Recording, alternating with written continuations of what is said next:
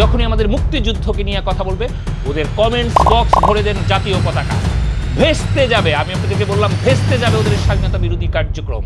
বেশ কয়েকদিন ধরে লক্ষ্য করলাম ৭১ নিয়ে অনেক কথা বলছেন, নায়ক হওয়ার চেষ্টা করছেন, ২৪ এবং ৭১কে মুখোমুখি দাঁড় করানোর চেষ্টা করেছেন।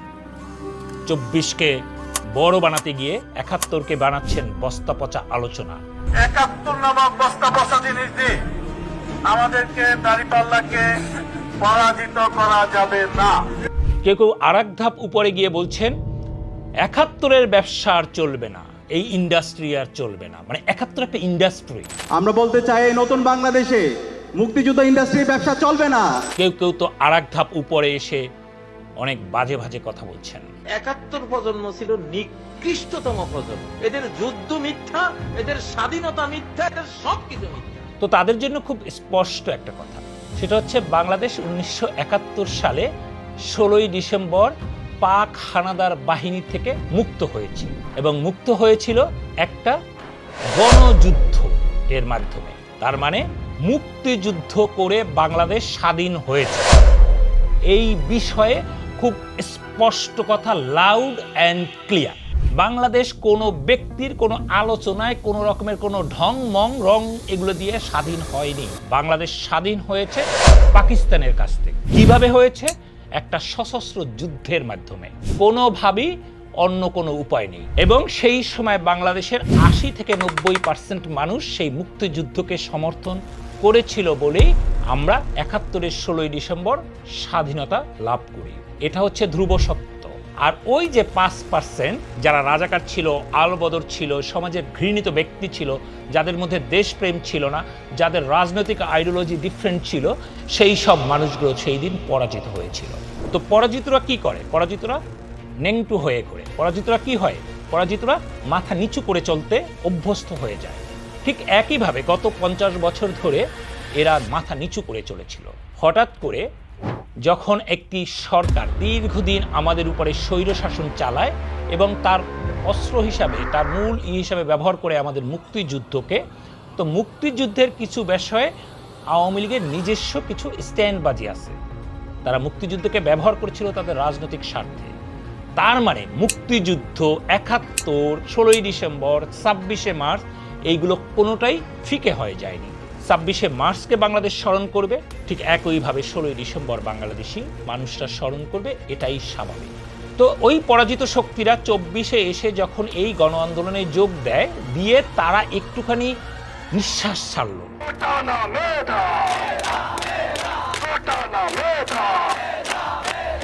মনে করলো আমাদের মনে হয় এই কালিমা থেকে আমরা তুলে আসলাম, বিধিবাম। দেখে না, এটা তো আর হয়নি, তাদের কালিমা তো আর বন্ধ হয়নি। তো যেহেতু এখন তাদের ভোকালটা ওই পর্যায়ে, ২৪শের আন্দোলনের পরে তাদের ভোকালটা বেড়ে গেছে, স্বপ্নটা অনেক দূর এগিয়ে নিয়েছে, তো সেই স্বপ্নের জায়গা থেকে তারা এখন ৭১কে নিয়ে খুব বাজে মন্তব্য করছে। এদেরকে প্রতিহত করা খুব জরুরি। এখন প্রতিহত কিভাবে করতে হয় তাদেরকে, আমি সবসময় বলি, কেউ গালাগালি করবেন না। গালাগালি কোনো সলিউশন না। আপনাকে হয় কি, গালাগালি করতে গেলে আপনাকে একটা ফেক আইডি ইউজ করতে হয়, একটা বট আইডি তৈরি করতে হয়, তাই না? গালাগালি তো আপনি রিয়েল আইডি দিয়ে, আপনি আপনার পরিজন আছে, আপনার আত্মীয় স্বজন আছে, আমরা দিন শেষে তো বাংলাদেশি, আমাদের তো এই লজ্জাটা আছে।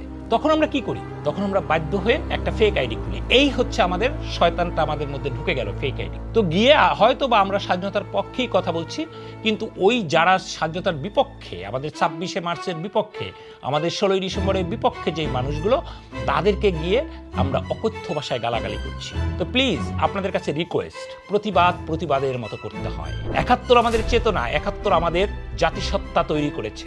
আমরা বাংলাদেশী হিসেবে পরিচিত হয়েছি, গর্ববোধ করি ৭১-এর জন্য। প্রত্যেকটা বাংলাদেশি গর্ববোধ করে ৭১-এর জন্য, সে আমি, আপনি, সবাই।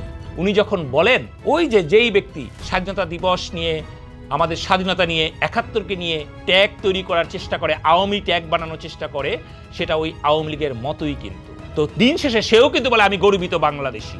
ওই যখনই সে বলে বাংলাদেশি, তখনই ৭১। যখনই সে বলে বাংলাদেশি, তখনই হচ্ছে ২৬শে মার্চ। যখনই সে বলে আমি বাংলাদেশি, তখনই তার ১৬ই ডিসেম্বর। কারণ এইগুলো তার বাংলাদেশি হওয়ার পিছনে এই ডেটগুলো ধপ্পাস করে সিল লেগে গেছে। সো আমাদের প্রতিবাদ হবে ওদেরকে গালাগালি করে নয়, প্রতিবাদ হবে ওরা যখনই কোনো বাজে মন্তব্য করবে, বাজে কোনো স্ট্যাটাস দিবে আমাদের মুক্তিযুদ্ধকে নিয়ে, তখন সবাই ঝাঁপিয়ে পড়বেন ওই আইডিতে। কি হিসাবে? সবাই গিয়ে বাংলাদেশের জাতীয় পতাকা ওদের ফেসবুকের ওয়ালে ছড়িয়ে দিবেন, ওদের কমেন্টস বক্স ভরে দেন জাতীয় পতাকায়, ভেস্তে যাবে। আমি আপনাদেরকে বললাম ভেস্তে যাবে ওদের স্বাধীনতা বিরোধী কার্যক্রম। যখনই আমাদের ৭১ নিয়ে কথা বলবে, যখনই আমাদের মুক্তিযুদ্ধকে নিয়ে কথা বলবে, তখনই ওই জায়গাতে ভরিয়ে দিন বাংলাদেশি পতাকায়। কোনো গালাগালি নয়, কোনো বাবা মা তুলে অসভ্য কথা বলা নয়, কোনো পাপ কাজ করার জন্য নয়, সুচিন্তিতভাবে বাংলাদেশি পতাকায় ভরিয়ে দিন ওদের কমেন্টস বক্স। ও কমেন্টস বক্সে ঢুকতে ভয় পাবে, ও ভবিষ্যতে এটা নিয়ে কথা বলতে ভয় পাবে। কারণ এই মানুষগুলো আপনারা যে গালি দেন তাতে অভ্যস্ত হয়ে গেছে। সেই অভ্যস্ততা থেকে বের করার জন্য আমাদের নতুন পদ্ধতি নিতে হবে, এবং সেই পদ্ধতি হচ্ছে বাংলাদেশের জাতীয় পতাকা। ভরিয়ে দিন ওদের জাতীয় পতাকায় ওদের কমেন্টস বক্স।